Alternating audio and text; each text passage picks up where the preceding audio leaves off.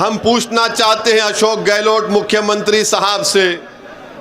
अशोक गहलोत साहब, जितेंद्र मेघवाल की जान, कन्हैया लाल की जान, जुनैद और नसीर की जान एक ही जान है। इंसान की जान की कीमत अलग नहीं हो सकती है नाम की बुनियाद पर।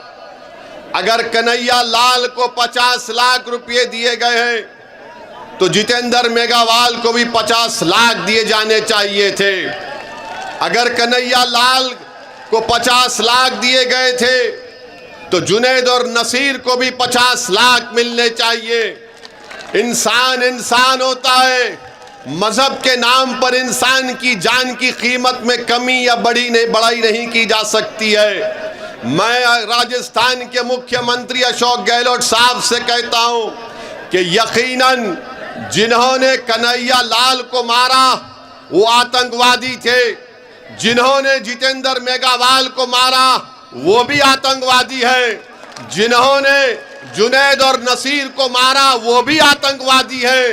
ये सब मारने वाले आतंकवादी हैं। इन आतंकवादियों को निकाल कर उखाड़ कर फेंकना हमारी जिम्मेदारी है। मगर अशोक गहलोत मुख्यमंत्री सिर्फ कन्हैया लाल के कातिलों को आतंकवादी कहते हैं। अशोक गहलोत साहब, जो इंसान का कत्ल करता है वो आतंकवादी है। उसका नाम चाहे कुछ भी हो वो आतंकवादी हो जाता है।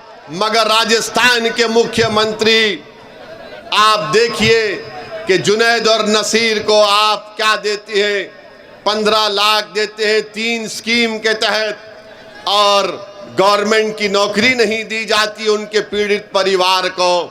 मेरे अजीज दोस्तों और बुजुर्गों, हम अशोक गहलोत मुख्यमंत्री से पूछना चाहते हैं कि आपके दिल में ये सोच कैसे पैदा हो गई कि कन्हैया लाल का कातिल आतंकवादी है, जुनैद और नसीर और जितेंद्र मेघवाल के कातिल आतंकवादी नहीं है।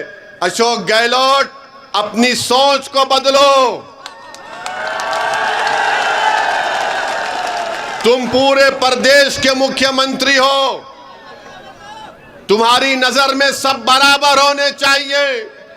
तुमको अल्लाह ने मुख्यमंत्री बनाया इंसाफ करने के लिए, मगर तुम मुख्यमंत्री होकर भी, इतने बड़े ओहदे पर रहकर भी अशोक गहलोत, तुम अपने छोटेपन का मुजाहरा क्यों कर रहे हो? अरे सबको इंसाफ करो, सबसे इंसाफ करो। आप कन्हैया लाल से भी आपने किया, अच्छा किया, जितेंद्र मेघवाल से भी करो, जुनैद नसीर से भी करो आप, क्योंकि जो इंसान को मारता है उसको इंसान नहीं कह सकते, उसको शैतान कहना पड़ेगा, उसको राक्षस कहना पड़ेगा, उसको आतंकवादी कहना पड़ेगा। हम मुख्यमंत्री के सोच की मजम्मत करते हैं। कितना बड़ा प्रदेश के मुख्यमंत्री हैं और सोच इतनी छोटी उनकी क्यों हो गई, ये आपको फैसला करना है। मेरे अजीज दोस्तों और बुजुर्गों, जब जुनैद और नसीर की हत्या कर दी गई तो जमील खान ने हमसे कहा कि साहब, आपको हैदराबाद से निकलकर घाटमीका को आना पड़ेगा। मैंने कहा मैं ज़रूर आऊँगा। मैं हैदराबाद से निकला और फिर हम लोग घाटमीका गए। जुनैद के पीड़ित परिवार से हमने मुलाकात की। क्या आप जानते हैं मेरे अजीज दोस्तों और बुजुर्गों कि जुनैद के 7 बच्चे हैं। जुनैद का बड़ा भाई पागल है, नीम पागल है, उसके भी 6 बच्चे हैं। यानी 13 बच्चों की जिम्मेदारी जुनैद की थी और जालिमों ने जुनैद का कत्ल कर दिया, बल्कि ले जाकर जिंदा जुनैद को जला दिया नसीर के साथ। आप बताइए, हमने इस बात का डिमांड किया था कि अशोक गहलोत जयपुर से निकलकर घाटमीका क्यों नहीं जाते। मैंने कहा कि अशोक गहलोत घाटमीका से 40 मिनट दूर एक मुकाम पर एक शादी की तकरीब में जा सकते हैं, तो क्या इन जुनैद और नसीर के घर को क्यों नहीं गए? मैं बोलता रहा तो अशोक गहलोत साहब को थोड़ी शर्मिंदगी महसूस हुई। निकल कर गए और जाकर जुनैद और नसीर के घर को उनको जाना पड़ा। ये हमारी पहली कामयाबी है।